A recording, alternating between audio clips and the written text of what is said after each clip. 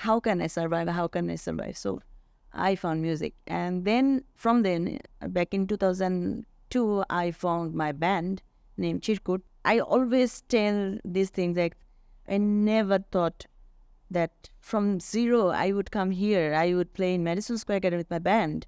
I would play in South by Southwest. I would play in UK, Australia, Norway. I still cannot believe, honestly. Sumi is a established Bangladeshi artist that has had a very interesting journey. We talk about Bangladesh, we talk about her band Chirkutt, and we talk about what it means to be from a culture-rich place with maybe a bit of lack of infrastructure and monetization on music. What an interesting career. Hey guys, and welcome back to the Sound Connections podcast. I'm having fun right now. I'm with Sumi. Sumi, welcome. Thank you, Jacob. It's so nice to meet you virtually, though. But we have very precious memories from Christmas last year. Yes. So it's very good to be connected again. Yeah, and I've been looking forward to have you on the podcast for several reasons. One is obviously you're a very interesting person and you've achieved quite amazing things. But also you're from Bangladesh, where that is pioneering work. And one of the things that I try to do at the podcast is having an innovative approach to understanding entrepreneurship, innovation, the music industry at large. So I'm very happy to have you here. A fun thing is you requested me to bring AI Jake to the interview, and I haven't done that before real time where I'm also having it on. Why do you want to have AI Jake on?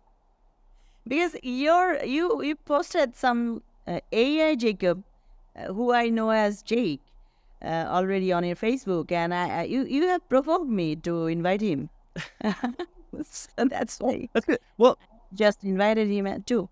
So, Shumi, what I normally do is I ask the guests to do a brief introduction of themselves because it really gives this sort of personal touch to it, and it's really interesting to hear your thoughts about yourself. Could you spend 30 seconds making an introduction of who you are and what you do? Human first? Yep. Hi, I am Shumi from Bangladesh. I have a band named Chirkutt, which is known as Global Bangladeshi Band. I'm the founder, lyricist, composer, vocalist of the band, and I have rest of the members as well. I am the founder, CEO, creative director of Sol Creatives and Events Limited, which is an advertising firm. And my career in advertising is 17 years, and my band's age is 22 years. Yeah. And I am a climate care activist, initiator of Nodi Rocks, a soulful musical movement of climate and river. Yeah. This is me so far, and I am a sister. I'm a friend. I'm a friend to Jacob. So these are the things. Amazing. Well, okay, we're going to talk about you and your career, and it's really, really interesting. But before we do that, let's welcome AI Jake into the context, because then we can start off that and we can say bye to him after a few minutes. But it's really fun. So I'm just going to invite him in. I'm already feeling that like I am a character from a sci-fi movie. Yes, you probably are. So maybe we're living in a... Probably. There you go. So I'm just letting him in. Hi, Sumi and Jacob. Thanks for having me on the podcast. Hey, man. Welcome, Jacob. It's Jacob speaking right now. So we have Sumi on the podcast. She was very interested in speaking with you. Could you say hi to her and ask her some really interesting questions about her career? But don't go too deep because I also want to interview her afterwards. Hi, Jake. How are you? Hey, Jacob. Hi, Sumi. It's great to have you both here. Sumi, I've been really excited about this conversation. You've had such an impressive career with Chirkutt and all your initiatives. Maybe we could start with something light. What drew you to music in the first place, Sumi, and what keeps that passion alive for you? It's brilliant. I'm super excited to meet you. More than I think, Jacob. So, yeah, it's been quite a journey for me with music in Bangladesh. It's been 22 years with my band, and I create original music with my band. I write songs, compose them with my band members, the amazing band members, and we travel a lot globally, worldwide. We played in some festivals like South by Southwest in Austin, We played in Madison Square Garden with the Scorpions. Uh, Scorpions, the big boss band. And last year, you will be happy to know, Jake, I don't know if you were born at that time or not. I met Jacob at Christiansen last year, Christiansen Roundtable Conference through Daniel, our most favorite Daniel Nordgard. So it's so good. It's so exciting to know you. Wow, Sumi, you've really been everywhere. SXSW, Madison Square Garden, and collaborating with legends like the Scorpions. That's incredible. And hey, I was definitely around when you met Jacob at the round table in Christians. Yeah. Quite the experience. Just curious, do you have a favorite memory or performance from all your travels with Chirkutt? I think all the memories are special. I cannot segment them in different ways. Every experience has something very special. But regarding, since you asked, Norway has been the country, honestly, who has helped us to grow where we are today, So Norway Embassy in Bangladesh, through Rick's Concertine from Norway, and my sister Sulvai Kuram and her team, so they supported a new band at that time, back in 2011. And they just saw us performing, invited us in India and Sri Lanka and Norway. And we have performed in Salvair as well, Lofoten in Norway. So that has been quite an experience to perform in Lofoten with the Norwegian rock band Casa Murillo. So it's so many memories, so many experiences. If I start, we cannot finish this. So let's stop here about the experiences. So what you are doing now, Jake? What's your next big thing? To kill Jacob? Wow, Sumi, it's amazing how Norway has played such a pivotal role in your journey. That's a lot of incredible memories you've gathered along the way. As for me, I'm really focusing on the Sound Connections podcast with Jacob. We're aiming to make it a go-to resource for music entrepreneurship. But enough about me. Jacob, what's the next big thing for us in the podcast? Well, good you ask. I think having you integrated into interviews with guests like Shumi is the most interesting aspect right now, and we have some iterations for that in the future. But Shumi's the first mover. She really asked me, hey, can I have AI Jake in the podcast? I'm like, wow, I got to program him for that. But it works, and you hear and stuff. And we'll actually say a final goodbye to you just in a minute's time. It's just very nice to have you here. Can you ask, let's say, one deep existential question to Shumi? If we really want to understand some of the philosophical things she stands deep for question and pursue. I have to breathe. Okay, go for it. Give me it. Of course, Jacob. Sumi, you've had such a dynamic and impactful career, not just in music, but also in advocacy and entrepreneurship. Given all you've experienced and achieved, how do you find meaning and purpose in your work? What philosophical or existential beliefs guide you in making the choices you do in your personal and professional life? Honestly, for me, it's music. It's first of all, it's music itself, my motivation to live. And then hard work, love, empathy, and I believe in sustainability on all these things, hard work, love, empathy, and teamwork, team effort. So all these things has been always the driving factors for me to run band or music or my office or whatever you call. So I run my life quite philosophically, honestly. And I believe that one life is never enough to create or love or do or this podcast or anything. So, yeah, those are the things. If you compile all those things, you will find a Shumi. And that's my, those are my things, honestly. Yeah. That's really profound, Sumi. It's clear that music isn't just a career for you. It's a way of life intertwined with your values of love, empathy, and sustainability. Teamwork and hard work clearly shine through everything you do. Your perspective on one life never being enough to create or love deeply resonates. Thanks for sharing that. It adds even more depth to everything we've talked about today. You are truly wise, Jake. You are truly wise. You can connect well. Thank you, Sumi. Your journey and wisdom are truly inspiring. It's clear that your approach to life and music goes far beyond mere performance. Jacob, any final thoughts before we wrap up this amazing session? Well, thank you, Jake. I'm just going to turn you off now, and I'm going to take over the wheel. You have been a good contribution, and I'm just going to turn you off now. And then this is the first, as far as I know, the first AI co-hosted real-time episode. So thank you, Jake, and talk to you soon. I'm turning you off now. There you go. Well, Jake is out of the way. It was a fun gimmick to do, but he did ask a lot of questions that I thought was interesting. So maybe let's go a bit into it. Should we? Jake. Not Jacob. That's me. Jake, he did ask you about your musical journey, and I would like to go even further back. How did you get into music? Because I think I was destined to. I didn't know that I will be a musician. I think God has created me like that. First thing is that for me. And then, honestly, it came from my family, because my family was very musical, very open-minded people. My parents were very encouraging, my sisters, brothers, everybody in the family.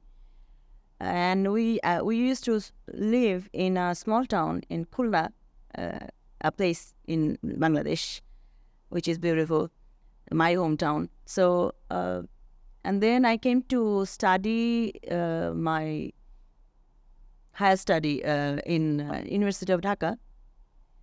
And I was the first girl from my family to come out of the city, small town, to study abroad, study out of the city, Dhaka. So at the time, I had nobody in Dhaka. So I was I used to feel very lonely. So music gave me purpose to live and move on, move forward, you know? Yeah. I was trying to find how can I survive? So I found music. And then from then, back in 2002, I found my band named Chirkutt while I have been studying in University of Dhaka in International Relations Department. Yeah. And then I started, from the beginning, I had some key factors for me that I will create original music.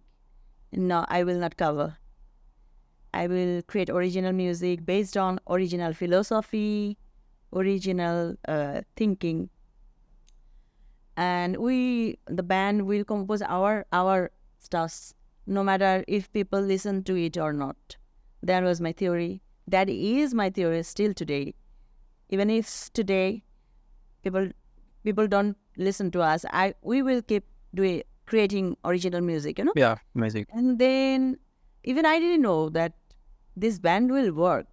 It was always the love for the music. It was my passion, you know? Yeah. So if anybody asks me now that, oh, you are a big band, you travel a lot, how you did it? Honestly, Jacob, I don't have an honest answer for this, because it was always the pure intention to do the music and the love for the music. Yeah. And of course, there are some external things you need to organize, right? Like band members, you need instruments, you need people to, manage everything. Yeah. So my band members back then from there, because lots of people came and went by, because it's not a common scenario here in Bangladesh, a woman doing a band and taking this much, this far or this way. Yeah. So it was quite a hard journey that I believe that every musician faces all these things, troubles and obstacles, honestly. Yeah. And I learned not to glorify the obstacles, honestly. Yeah. And I can remember I never complained about my life to anybody, that I don't have this, I don't have that or that. Rather, I was always a solution driven person. Like, okay, I don't have this. Okay, I have this. So with this, let's make it big.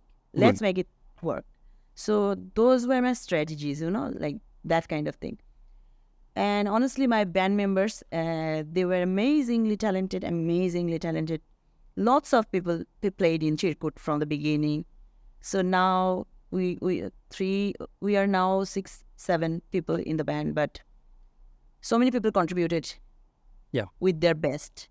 It's quite interesting because Wushlan is a person you've met before. He's also from Bangladesh. He helps me produce the podcast, so he does a lot of the editing, and he's a really diligent guy. I was about to ask you if there is Roshan with you or not. Not here. He's some other place, but he's gonna edit the work, so that's all good. but one of the really interesting things. Such a sweetheart brother he is. Absolutely, 100%.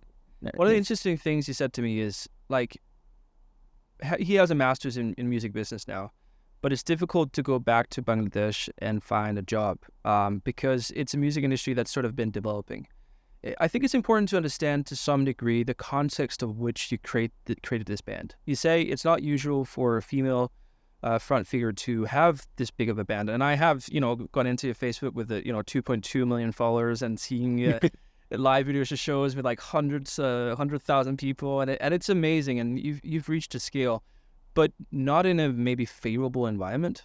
Can you tell me a bit back, like 22, 23 years ago when you started the Chirkutt, what was the environment for being a band, the finances, the industry? What was happening in Bangladesh by then? By then, so far I can remember, by then the scenario was, the band scene was big. Honestly, the band scene in Bangladesh has been always very, very glorious, Honestly, the band scene generates the big amount of money and audience and everything. They created audience and everything. Our big bands, honorable bands, legendary bands like Nagorbal James, LRB. I can remember the first pop star Azam Khan, Guru. We call him Guru, like the maestro. Warface, Miles, Feedback, lots of bands. So in 90s, they just killed it, They nailed it. Yeah. They were like the king. After 2000, it was, the scenario was changing because the new bands were coming. And the problem, that time I could figure out a problem that people were more into doing cover songs, not doing the original music, Yeah. Yeah. And of course, there were no financial, honest, concrete anything that anybody can put himself or herself into music business, So the scene is still there, but it's much more developed now. So that time, no original music, few bands were trying hard, no copyright things, no earning things, because songs played in radio, TV, or anywhere, musicians were not getting anything, a single penny from there. So that time was that. But honestly, for me, I was not into all these money things, or how I willed it. It was music, and I have to survive here. It was a survival mechanism for me. Yeah. And honestly, till today, whatever I do, everything has become a survival mechanism, one after another. Like the office I'm sitting now, it is also a survival mechanism, right? To save my band and music. Yeah. So that I created this office. I set up this office to save my band or my music, so that I cannot, so that I don't put so much pressure on my music. Yeah. For money or my survival, Yeah. That is the thing. So maybe give me the context of where you're sitting, Salt and sort of your creative agency, because I think before we went on live, you used that very word, survival, and sort of the context of you creating this is survival. Can you go me through what happened 17 years ago when you were 5 years into the band and you say, I need to have a company that can provide the survival? Can you go me through that process? What happened? Well, while I have been studying and doing the band at the time, so I was out of money, of course, and I came from a middle class family, with lots of siblings, big family. But it was me always tried to take the responsibility of everything, family and friends, all my own study and everything. So by that time, I started a part-time job to do to feed myself. And after that, after finishing my graduation and masters, I joined in an advertising agency in 2007. Yeah. And then I found that okay, this is my place, because I was enjoying, apart from music, I was enjoying advertising as well. Yeah. Because it is also about creativity, creating stories, creating strategies for brands and making them big. You are seeing brands growing big. You are seeing their journey. This is another. This has been very much fascinating to me. Yeah. And then in 2007, I started as copywriter, creative copywriter. So, and through that job's money, I used to run my band. Yeah. I used to run So there was a mechanism to run the band as well and to survive.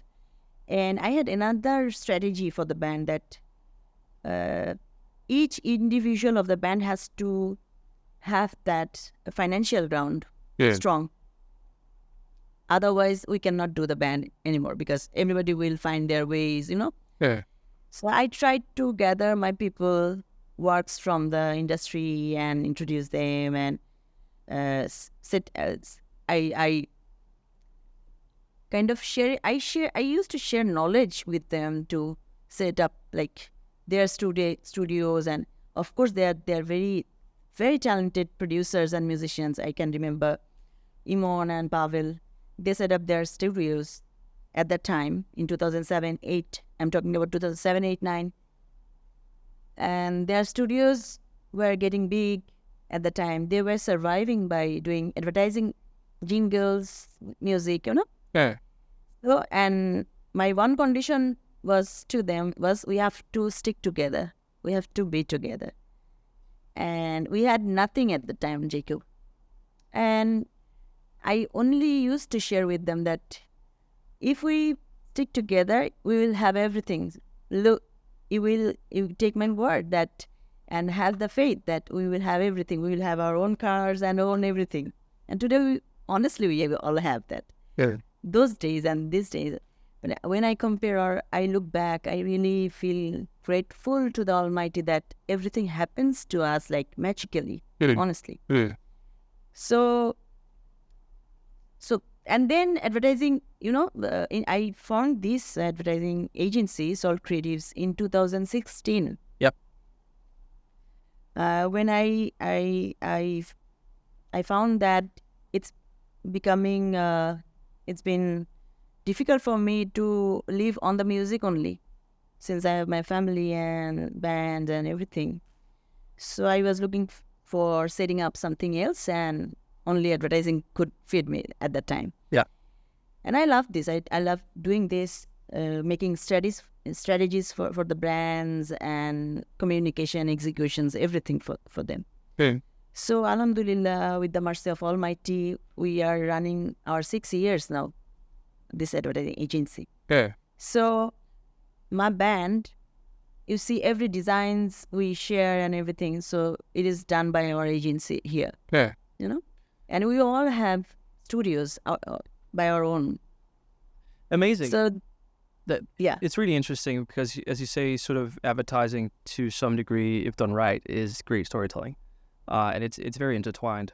One of the things that I think is really interesting when I've sort of been looking around, Facebook and online videos and YouTube videos, is there seems to be this very big love on stage between you and your audience. Like sometimes it really seems like the audience is almost on stage and they really yes, into it. they are my everything. They're my everything. They are everything. And that's the love you talk about, the love for music. Absolutely. But to understand you correctly, because I am also interested in, in understanding regions from a financial perspective through your lens. Do you believe like even a band at your size, is it complicated to create enough finance around being a live artist and performing artist in Bangladesh still right now? Of course. Yeah. We have to prove every day that we can do the job. Of course, it is difficult every day. Yeah. Of course, it is. Because it's a small country, small market, lots of bands, lots of solo artists. So definitely, the competition or the urge of doing things. So definitely there are musicians' lives, except who made it to that. Like, honestly, about us, we are doing good. We are doing good. We will not complain or anything. But it's not the same for everybody. It's very hard here to live on music. Yeah. I know so many musicians from the band, so many promising bands, so many established band. Many members are living abroad just to live a good financial life. Yeah. So, but there are some lights as well. Lights of hope is there that people are thinking now. Because, my country's age is only 54 years. We are under construction now in everything. And from the beginning, music was people used to consider music as a free thing. Yeah. No ticket buying shows or anything. So it has started. The habit has started. Yeah. The people are now buying tickets and the country is shaping up. You have to give that time to an industry to shape up, right? So that's what we are doing. Like, I'm visiting your world. I'm coming here, sharing my knowledge with my bands, with the respective people who are doing music business and everything. So I believe, but the biggest strength of Bangladesh music is its audience, its soulfulness, its spirituality, its originality, the folk music, and honesty, honesty in listening to music. Yeah. Bangladeshi people are music lover, like crazy. Yeah. And I shared with you that our audience size is like 40,000, 60,000, 80,000, 100,000, more than that sometimes, So Yeah. overall, It's hard for me to sort of translate it through a video because I'm sitting here with my screen and looking at it. But like when I see the videos of you guys playing, it seems much more communal than entertainment. Like I think a lot of times, in the Western world, it's very much about entertainment, entertain the audience, have this big show where you get overwhelmed. And of course, that's important as well. But at least from what I can see, it's a very communal thing. It's like you bring people together to celebrate everything you have in between you, which I believe is fundamentally different from most experiences in the Western world. absolutely. We never forget to celebrate. That's a huge, big spirit of Bangladesh. No matter what, no matter it's anything negativity, we overcome with our smiling face and positive spirit. That also impact our music, so it's all connected. If you find the connection, then you will understand Bangladesh. So I see a lot of possibilities. It's immense pleasure for me to visit to see that lots of bands are now traveling abroad every month. They're going as a band. This was not a norm from here. Like organizer used to take 1 or 2 members and they expected to do a band concert there. So now it has reversed. Yeah. Bands are going abroad. They're doing shows. They're meeting their fans in every country. So these developments of the whole thing and seeing the journey of music scene in Bangladesh, this is really inspiring to me as well. Yeah. At least I can say to you. I think a very interesting thing, and this is sort of my own theories. I was talking to a journalist this morning because we've got a lot of attention with AI. Jake, been on, international news, and but Yeah. one of the commentaries I'm trying to make is I believe that new technology such as AI will have a pushback from people because they want to have something that's real. As everything else around us gets less real, less human, we are going towards what's real. And this is a far-fetched argument I'm trying to do, so please forgive me if it's wrong. But what I perceived as correct and that you confirmed is the communal aspect of music in Bangladesh. I believe that the consumers will long for strong human connections and experiences in the future much more because of the advancement of technology. And having an aspect of Bangladeshi culture where the communal aspect is so important might bring a lot of value to those audiences that crave that. So what I'm trying to say is there might be essence of your music culture that the people will appreciate it much more in the future because of the human interconnection than maybe they realized before. So I see that as a very positive thing. Absolutely. But you're talking about the technological advancement, if they affect the Bangladeshi people and their listening habit or anything like that. Also internationally. So people internationally who has technology and they want to have that genuine human experience, like your music culture might provide that to a big degree. Well, Jacob, for me, I think we are, but now it's today, tomorrow it will be different thing, right? Good. So we have to accept the change. Yeah. Positively. And there are ways, like negative, positive, both the ways.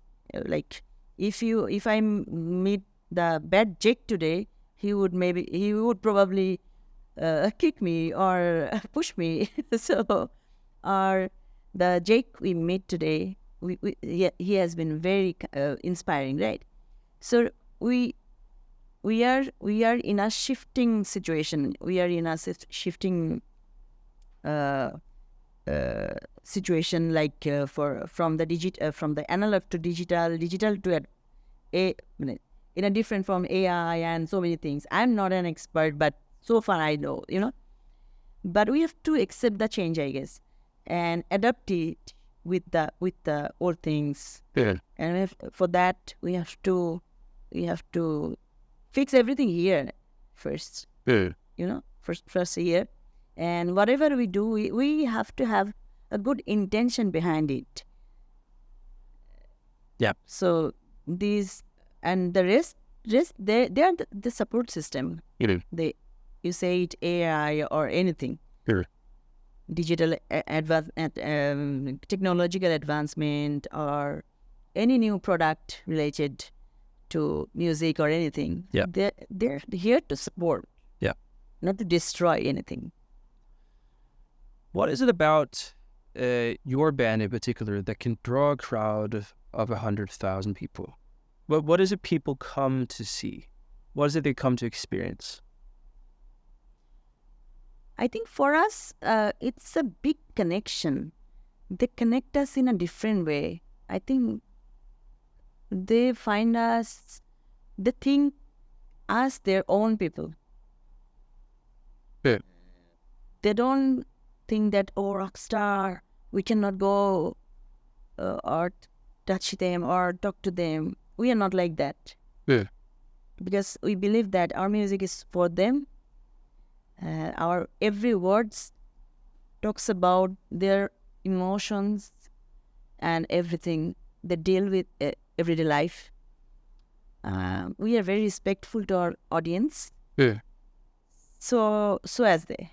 So with Chirkutt and its audience, the connection is very magical, honestly, Jacob. Yeah. I've seen it, and suppose in a 80,000 crowd full of stadium, we own the last person we own for the concert. We sing for him or her as well.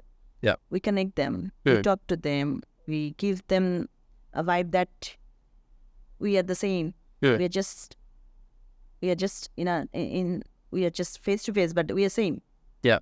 So these are the things, and they connect our philosophies, and I think our composition, our musicianship, honesty towards our band. Like 22 years, you are running a band successfully and consistently. Yeah. It's not a, the band thing. Yeah. Everybody compares it as a family. Like you fight every time, you argue, and you lots of things. But this togetherness, this devotion, this delivery of what people need through music. So I think these are the things our fans never fail to connect. Yeah. And one thing I definitely want to mention about our fans all over the world, that they are never disrespectful to anybody, like no other bands, or they don't judge. Our fans only. I'm talking about our fans. They don't judge about other bands or other artists. So these are the human qualities which is nowadays very rare. But I think our band Chirkutt and our every member and our audience are united in all those values and connection points. That's really interesting from a business standpoint, because obviously this podcast is about the commercial opportunities within music, and whenever you work in an industry that's also where the let's not call it the product, but the source of everything is music. It's human interconnection. It's very interesting to see that you guys have created a connection with your fans. I believe sort of moving into the future of whatever you would call it, the super fan economy, or the pushback to technology, is about exactly that. How can you as an artist, how can you as a band create a real connection with your fans that can live for many years? Because we probably when you're out, maybe in a couple of weeks later, we'll have an episode with Josh Greenberg, who's a great music industry guy, and he talks about consistent revenue as a part of the base of building a successful career. And how you do that is having connectivity with people over a long time, and they keep engaging with you. And that is, at least to all the people I speak with, the essence of music economy going in the future. It's simply not enough anymore to have a great song on the radio and be exposed at scale. That is not the end goal anymore. It was for some years. Absolutely. It was for some years, and that's fine. But I think we do all appreciate, like, yeah, it's good with great songs, but give me an amazing story in a consistent context and narrative through an artist's journey. And that's what I want to put my finances behind. So I think our revenue, if you talk about revenue, our revenue is love from our family fans. So we convert. Look, one thing I always say, that everybody earns. Like Jacob earns, Sumi earns, everybody earns. Even a person who has no home, he also earns something. But it is very important to be in the core. Being human, spreading love, connection. So for me, of course, we earn money, we live, but for money, we have not become like, for money, anything. For money for us, it's not money first. Yeah. That is, so these are the things I always try to hold back very strongly for my band and my family and my office family and everybody I work with or I get in touch. Yeah. To be in core. I always tell everybody to be in core, and rest will follow. Yeah, and it's interesting, and it's definitely not to talk about money, but what's really interesting about what you say is, by not focusing on money, but focus on the core and the real value, that is what drives the revenue at the end. It is that... Absolutely. You will have money, you will have love, you will have everything. Yeah. Ultimately, it's a very small life. It's a very small life. You never know. I never know I will be alive just right after an hour or not, or right after this moment. So all these materialistic equation doesn't work for me, honestly, Jacob. That's where I think I'm becoming lonely day by day, maybe sometimes, that surroundings are not thinking about right that way. It's I see a race, a very unhealthy sometimes, a race of earning money, focusing money, showing off things and everything. But nothing is problem but not losing your core values. Yeah. And being with people who loves you, who were with you, gratefulness. These virtues are very important. Yeah. Honestly, for me at least. And I always tell these things, like, I never thought that from zero I would come here. I would play in Madison Square Garden with my band. I would play in South by Southwest. I would play in UK, Australia, Norway. I still cannot believe, honestly, Jacob. When I ask myself how it all happened and what was the magic, I only find honesty, hard work. Honesty, hard work, and creation. Yeah. Mm. I think what's very important for the listeners to the podcast, I'm talking about the ordinary audience, because I assume a lot of your fans will be listening to this as well, is that sometimes, and including myself, in the pursuit of entrepreneurship in music, we sometimes forget that music is not merely just a commodity we can sell. Like that there's this core thing of interhuman connectivity, of community, of love that needs to be the source of the business we build upon. And I think that's important, and that's one of the takeaways I'm taking from you right now, and help me remind This is also true, Jacob, that business is also important. This is one more thing I am trying to arrange here, something that with the music you have to understand the business as well. And understanding the business with music has nothing wrong. Yeah. Here people think that, oh, you are doing business with music, so this is nothing wrong.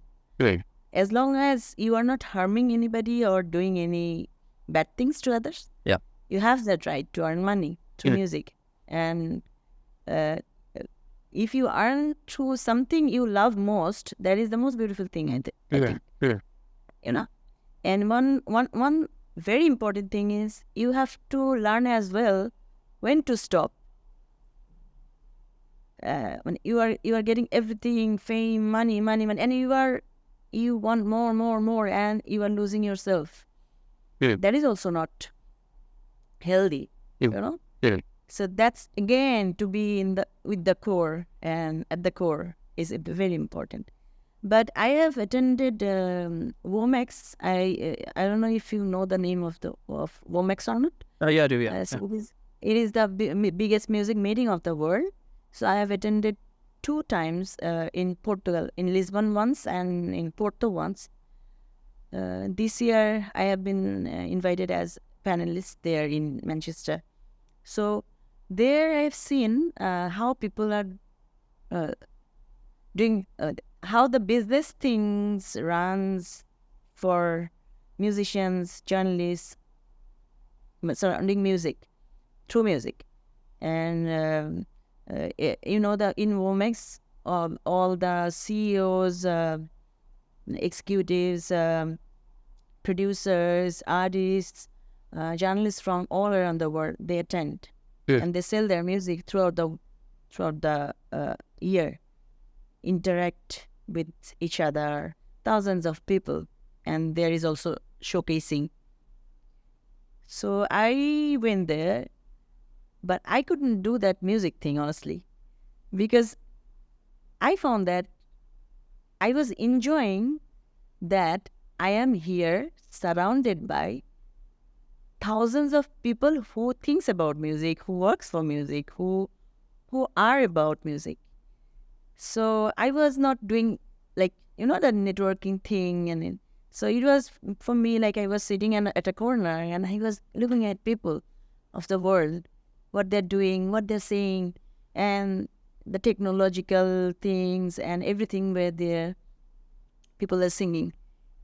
So from there, I learned that again that to be with music in any form, it is very important if you are a musician. And of course, you have to learn the aspect as well. Yeah. Because if you only sit and want to do music, it will not fit. Yeah. So this whole system also depends on so many things.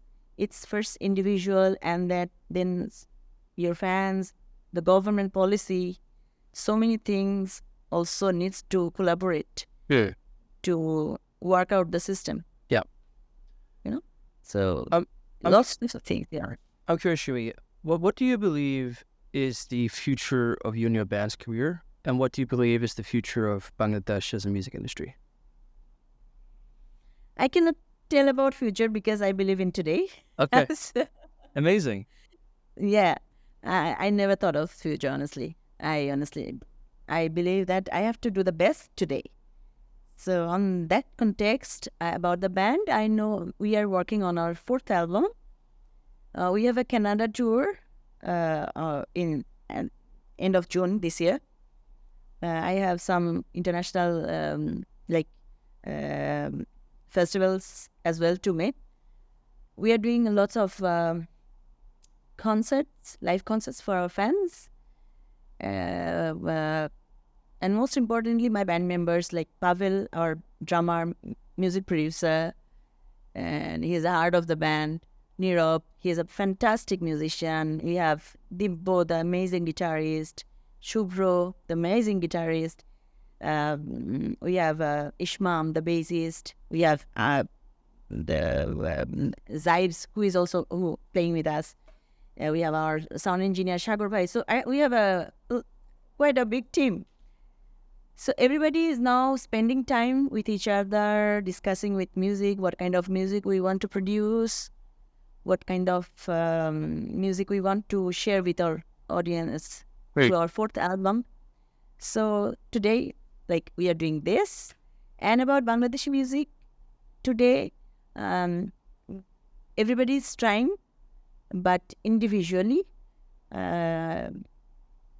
Lots of things are happening, lots of big things are happening, like concerts, stadium concerts, corporate concerts.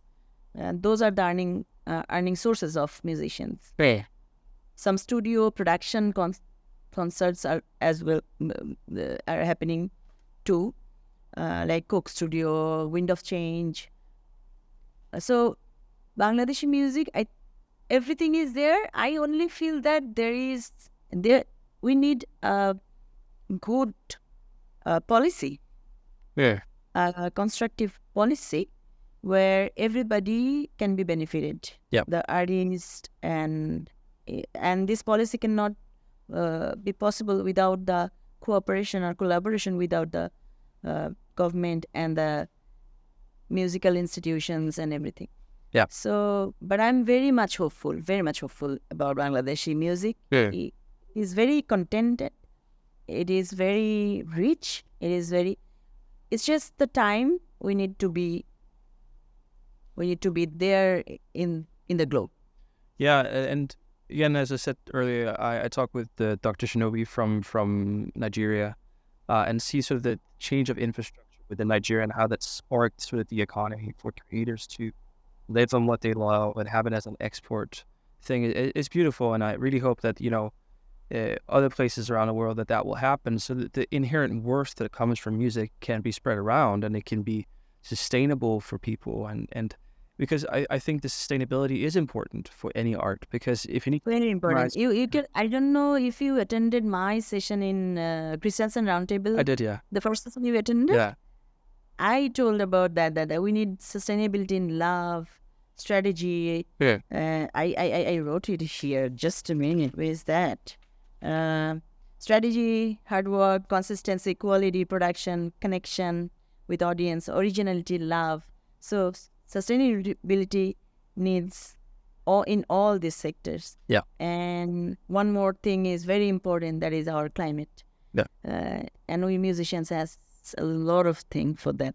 Yeah, do. and actually, I was intending of sort of ending the episode on that because you Nodi Rocks. Tell us a bit about it. What work are you doing there? Nodirox is an idea about saving or creating awareness amongst the youth about our rivers, because Bangladesh is a land of rivers and we had over 3,000 rivers. Most of them are dead now. Right now we have 857 rivers. So, and it is the young generation who has to take the responsibility next time, you know, next phase, to save this world. And so my intention was to make an archive in front of them and showing them that, see, we have these things, these beautiful rivers. Try to love them, and if you love them, you cannot harm them. So that is my core thing. So we are making one song for each river, Wow. as a gesture of care to the rivers from its children. Like we call rivers our mother. Yeah. So we are the children. So that is a gesture of the Nodirox initiative. So Switzerland Embassy in Bangladesh, they have supported us for the project, and we have created 7 songs on 7 rivers by the 7 bands, original music, famous bands and emerging bands together. And we made one music video on that particular river. Yeah, I've seen it. Yeah, yeah. so that everybody can see that rivers. So this has created a huge interest among the young generation for the rivers, and so that has been our objective, Yeah. to create interest. Yeah. We cannot do everything. We cannot stop the Palestine war. We cannot stop any war, but we can. Our intention can be pure. Yeah. We can pray. We can connect. Yeah.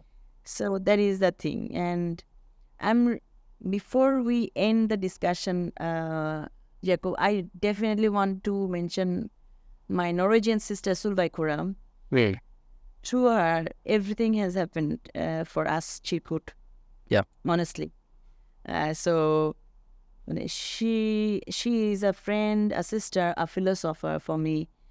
And we have been together for last 13 years, I guess. We are philosophical sisters now. So she lives in Norway, and she's also working with climate awareness with the government of Norway. Yeah. And she has done her PhD from Kristiansand University. Yeah. So I'm ever grateful to her whenever I feel alone or I think of doing anything. So I discuss with her, and she has a beautiful family, Andreas and her 2 kids. So I meet her. And of course, Professor Daniel, who gave me the opportunity to be there, and through him I know you, and I'm here today. Yeah. So Daniel, I think he's a Superman. So so these are. I'm so grateful that I could connect to you all at KRC, Yeah. and give my best regards to Rushdlan. I will. Well, you've been editing the podcast, and I've called it out on the podcast a few times. Shumi, this has been beautiful, and there's so much to uncover about who you are, what you do, and I think a lot of people can go in and listen to your music and hear a lot of those stories. Maybe they don't understand the words, but they can understand the emotions that's happening. And I'm really interested to follow Bangladesh as well as an industry. Like I'm only 30. I do feel old though, but I'm only 30, and I have a long career ahead of me. And I'm 16. Yeah, huh? What did you say? I'm 16. Yes, you're 16. That's right. Yeah, but the future of music will look different the next 30 years, and I believe parts of the world that did not necessarily contribute to the global music scene from a commercial standpoint now or in the past will do in the future, and sort of the cultural effects of different music genres, different music histories will also play in very powerfully.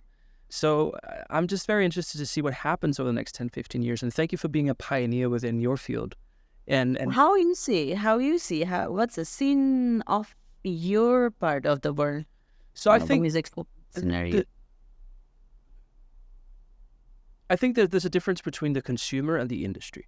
So I believe consumers can be quite progressive. So they can find new genres, they can find new inspirations, and they can consume music that is not from where they're brought up, and that's amazing. But the industry seems to, and I'm trying to be careful with it, but it seems to be very in its own bubble.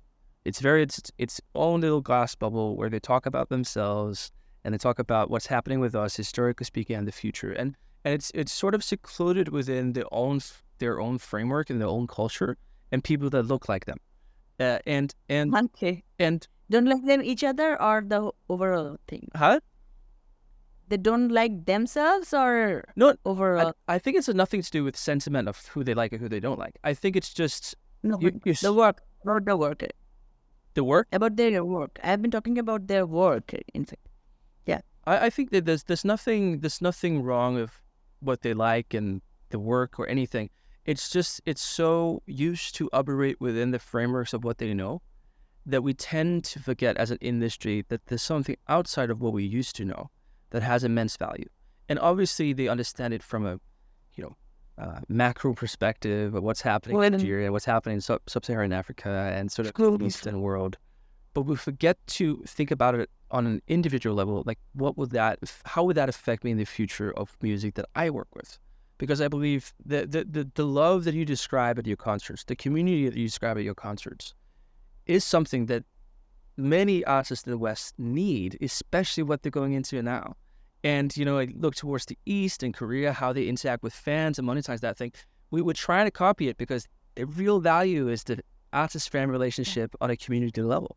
So Yeah. I believe that the industry is opening up to understanding the values outside the reality we've been in for too long. And that is the really interesting part for me, is like the world is getting smaller and we realize that our neighbors have something beautiful we have not appreciated enough. And that's my point. You have quite a deep observation, but that's not true always because your neighbor, like me, you've invited me. Yes, so of course. So- But that's the effort that we as an industry need to do proactively, because things are happening that did not happen before, and we're exposed to the love that you bring that maybe weren't exposed to before. And there's so much to benefit from understanding what it is and inviting it in. Well, and with that being said, thank you for putting your time here. Thank you for accepting my invitation and bringing your love to the podcast. I appreciate it so much. And it's very exciting to have AI Jake also part of it. So we brought some new and we brought some future love as well. Yeah. Thank you, Jacob, and thank you, Jake, for having me in your show. I have seen Shane talking with you. I have seen Martin talking with you. So I already had an association with your show. So I'm privileged and honored. So hope to see you soon. And you take care, and all my best wishes for your show and to you, Ruslan as well. Thank you, Sharmin. We'll talk soon.